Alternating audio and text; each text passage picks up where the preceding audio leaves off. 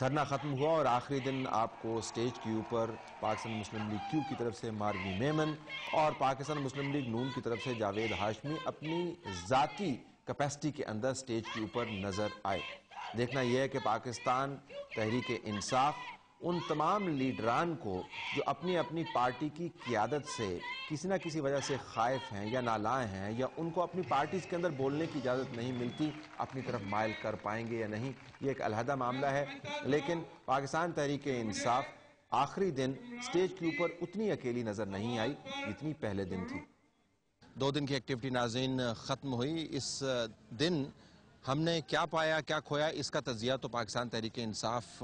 کے کارکنان اور ان کے لیڈران کرتے رہیں گے، لیکن یہ بات ضرور ثابت ہوئی کہ اگر کسی کا خیال ہے کہ خارجہ پالیسی کے اوپر لاکھوں لوگ سڑکوں کے اوپر آ سکتے ہیں تو وہ شاید خواہش پوری نہیں ہوئی، لیکن اس سے اس تمام اہتمام کی اہمیت کم نہیں ہو جاتی۔ بہت عرصہ ہوا پاکستان کے اندر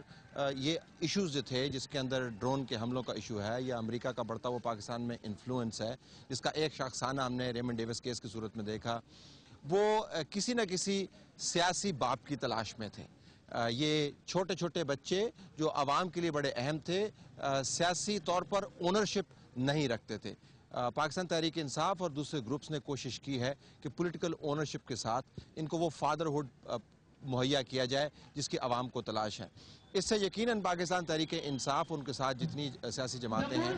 ان کو سیاسی طور پر فائدہ ہوا ہوگا، لیکن جو بڑا سوال ہے وہ نہ ان کی سیاست سے متعلق ہے اور نہ ہی لوگوں کی پارٹیسپیشن سے متعلق ہے۔ بڑا ایشو یہ ہے کہ آیا اس کے بعد پاکستان کی امریکہ کے ساتھ جو وابستگی ہے اور اس کے اندر بالخصوص جو ڈرون کا معاملہ ہے، کیا وہ کسی طریقے سے طے ہو پائے گا یا نہیں ہو پائے گا؟ میری جو معلومات ہیں اس کے مطابق شاید حکومت دباؤ کے باوجود اس پوزیشن میں نہ ہو کہ امریکہ کو یہ کہہ سکے کہ ڈرون حملے روکے جا سکیں، جس کا ایک نظارہ آپ نے دیکھ لیا کہ جب پاکستان کے DG/ISI امریکہ گئے تھے اور اس کے بعد لمبی چوڑی میٹنگ کی CIA کے ڈائریکٹر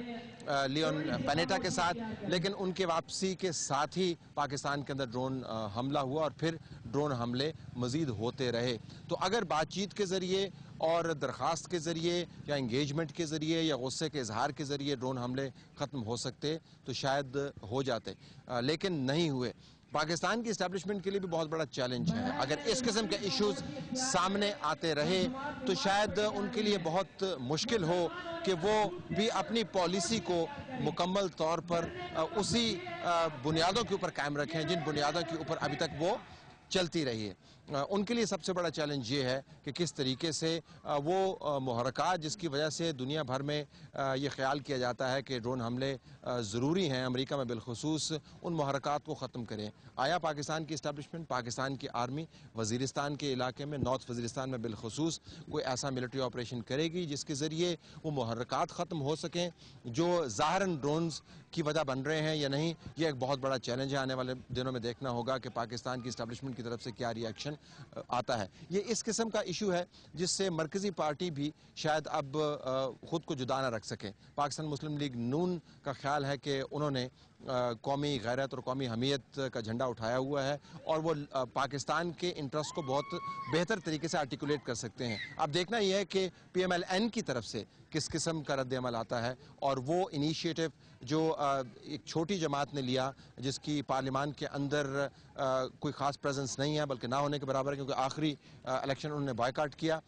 اس کے انیشیٹو کو وہ کس طریقے سے بہتر کرتے ہیں اور اون کرتے ہیں۔ پاکستان پیپلز پارٹی کے لیے بھی شاید ممکن نہیں ہوگا کہ اسٹریٹ کے سینٹیمنٹ کو وہ اگنور کریں۔ یہ وہ 3-4 اہم ایشوز ہیں جو اس 2 دن کی ایکٹیویٹی نے اجاگر کیے ہیں۔ دیکھتے ہیں کہ آنے والے دنوں میں یہ ایشوز کس حد تک عوام کے اندر سسٹین کر پاتے ہیں اور ایک پالیسی کی تبدیلی کا باعث بن سکتے ہیں۔